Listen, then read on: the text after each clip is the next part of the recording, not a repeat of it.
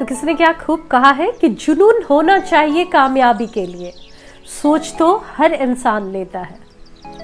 Hello everyone, welcome back. I hope all of you are doing great. आज के इस video में हम बात करने वाले हैं 7 डेज चैलेंज के बारे में।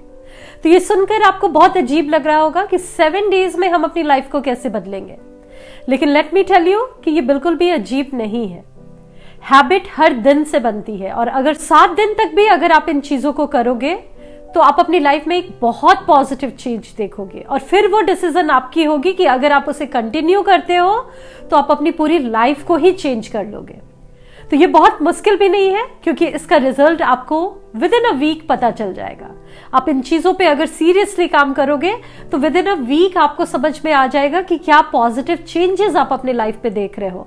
तो वीडियो स्टार्ट करते हैं, लेकिन उससे पहले एक छोटी सी रिक्वेस्ट करूंगी गाइस कि अगर आप इस चैनल पे नए हो या अभी तक चैनल को सब्सक्राइब नहीं किया तो जल्द से जल्द इस चैनल को सब्सक्राइब कर लो, क्योंकि इस चैनल पर आपको ऐसे वीडियोस देखने को मिलेंगे जिसे देखकर आप अपनी पर्सनल और प्रोफेशनल लाइफ में बहुत ज्यादा ग्रो करोगे और कॉन्फिडेंट तो आप हो ही जाओगे।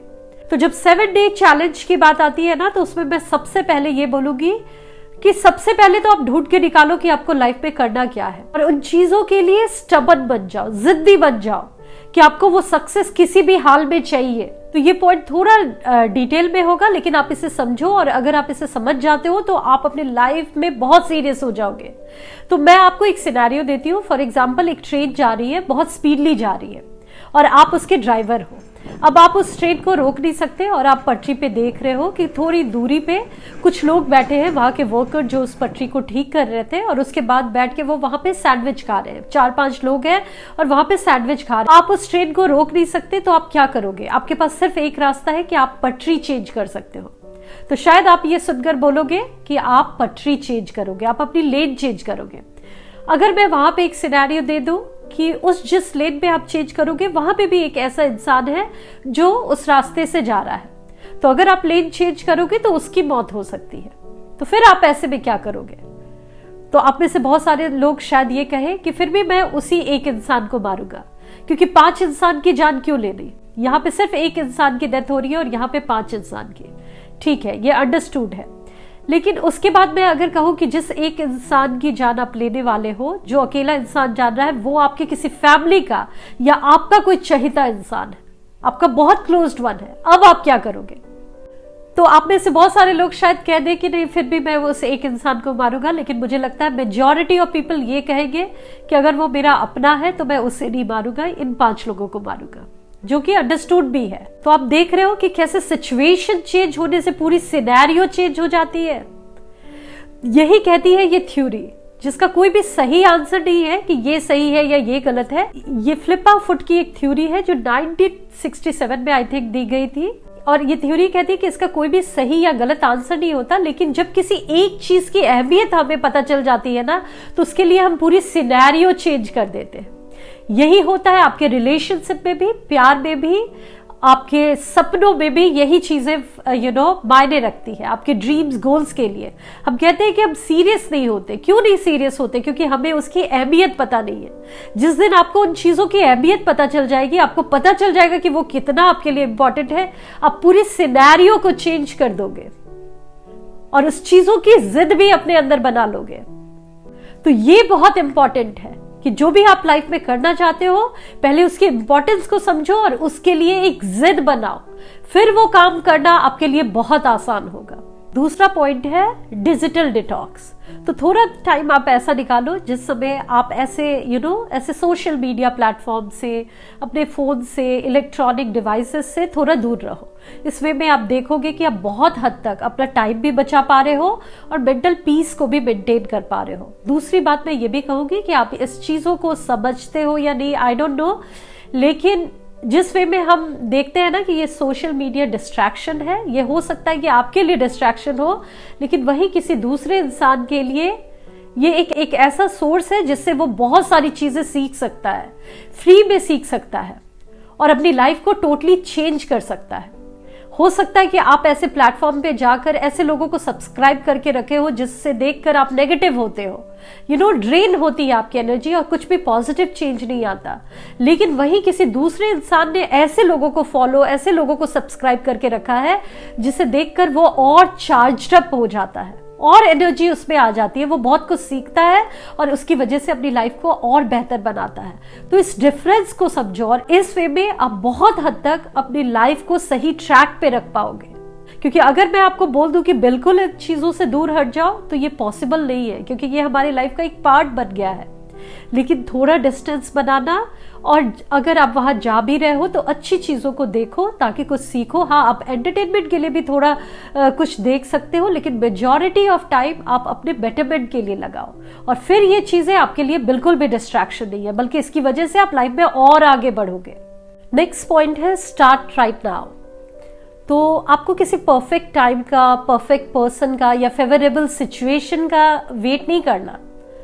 Start right now means right time is right now. ऐसा अप्रोच आपको बनाना है कि जो वो राइट टाइम है जिसका आप वेट कर रहे हो वो अभी है, इसी वक्त से स्टार्ट होता है, और इसलिए आपको वो काम अभी ही स्टार्ट कर देना चाहिए। अभी नहीं किए तो आप वो नहीं कर पाओगे, ये बस आप अपने दिमाग में बिठा लो।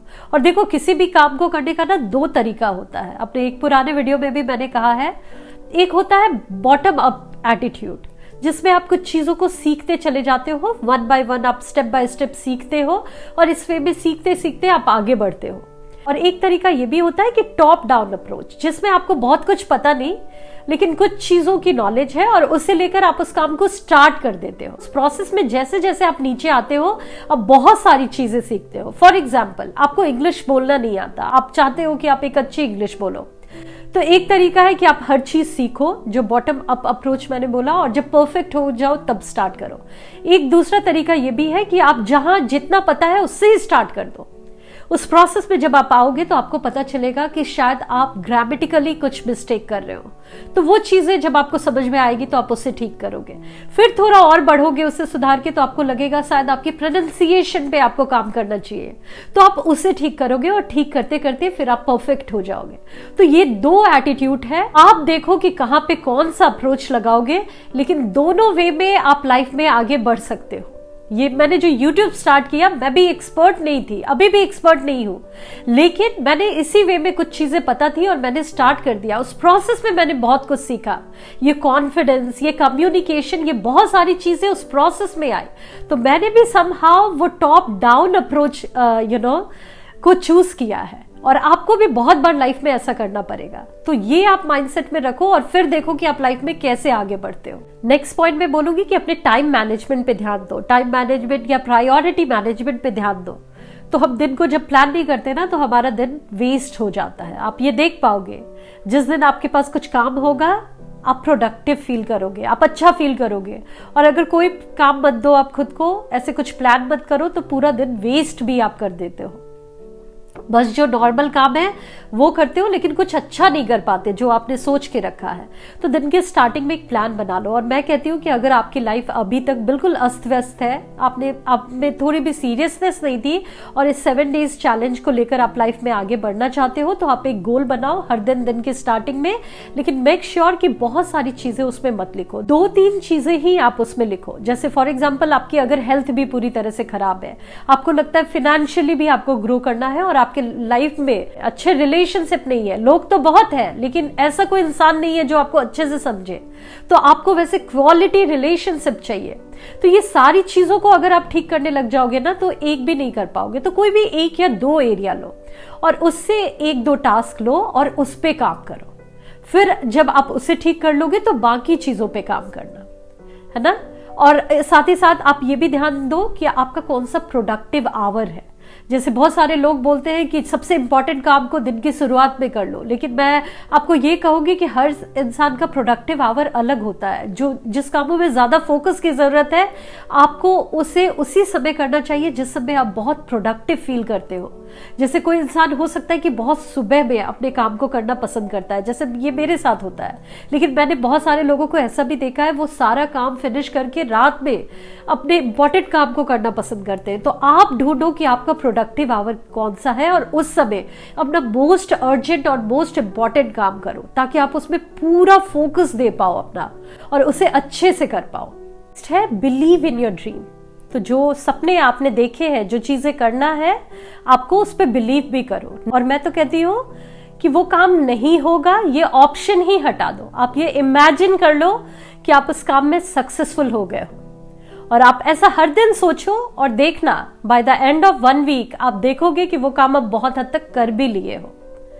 तो इस ना का ऑप्शन ही हटा लो, क्योंकि अगर मुझे लगता है ना कि अगर आप किसी काम को सीरियसली करोगे तो आप उसमें सक्सेसफुल होगे ही होगे।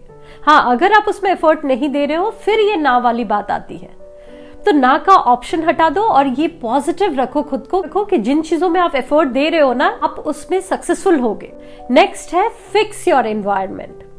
तो अपने आसपास के एनवायरनमेंट को भी फिक्स करो। जैसे आपको लाइफ में फोकस्ड रहना है, आप स्टूडेंट हो और आपको पढ़ना है, तो आप क्या करोगे? ऐसे टेबल पे बैठोगे जहां पे आपका फोन भी है, टीवी भी है और भी गैजेट्स है, वीडियो गेम आपने रखा है और वहां पढ़ रहे हो? नहीं, उसे आप फिक्स करोगे। अपने टेबल को नीट एंड क्लीन करोगे। जो चीजें आपके डिस्ट्रैक्शन है इसे आप अपने से दूर रखोगे ताकि उसके नोटिफिकेशन से आप डिस्ट्रैक्ट ना हो।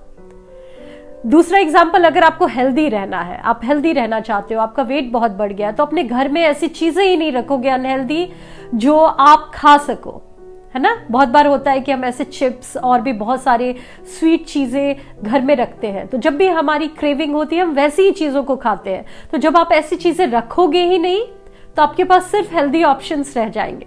फिर आपको अगर कभी ऐसी क्रेविंग भी हुई तो आपको लगेगा कि टेबल पे सिर्फ एप्पल है, ग्रेप्स है और आपको वही खाना होगा।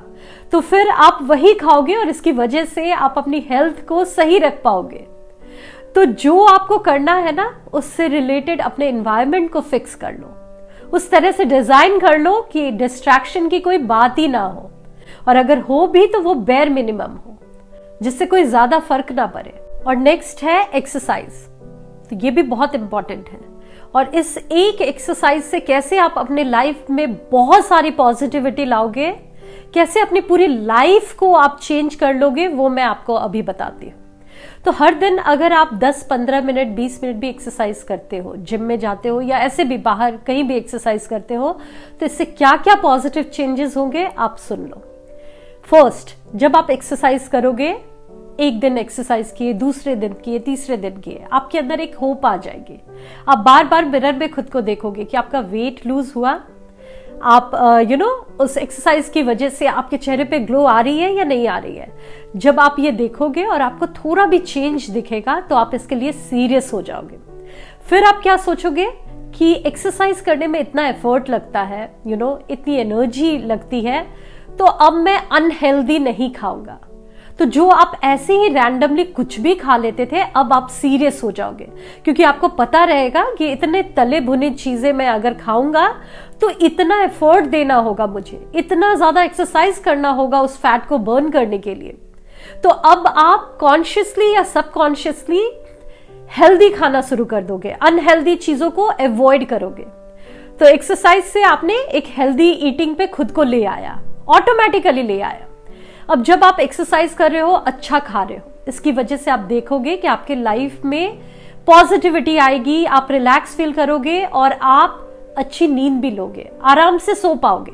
क्योंकि जब आप कुछ एक्टिविटी करते हो ना, तो आपको रात में नींद अच्छी आती है। जब आप एक प्रॉपर नींद लोगे तो इसकी वजह से आपकी स्ट्रेस, एंजाइटी, ये डिप्रेशन जो होती है, ओवरथिंकिंग हम करते हैं, ये सारी चीजें चली जाएगी। आपकी माइंड पीसफुल हो जाएगी, और इस पीसफुल माइंड से जब आप अपने काम में एफर्ट डालोगे या आसपास लोगों से डील करोगे, तो आप बहुत अच्छे से लोगों को ट्रीट करोगे, जिसकी वजह से आपके लाइफ में अच्छे रिलेशनशिप भी होंगे, और इस अच्छे रिश्ते को बिल्ड करके आप लाइफ में आगे बढ़ पाओगे। क्योंकि आपको पता है कि जब हमें लाइफ में आगे बढ़ना होता है तो हमें आसपास अच्छे रिश्तों की जरूरत होती है।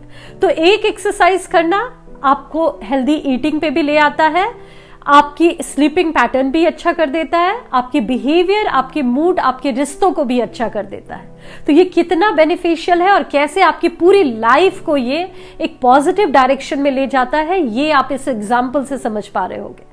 तो इस पे ध्यान दो और फिर देखो कि कैसे आप अपनी लाइफ में एक पॉजिटिव चेंज ला पाते हो। Thank you so much. I hope आपके लिए ये वीडियो यूजफुल हो।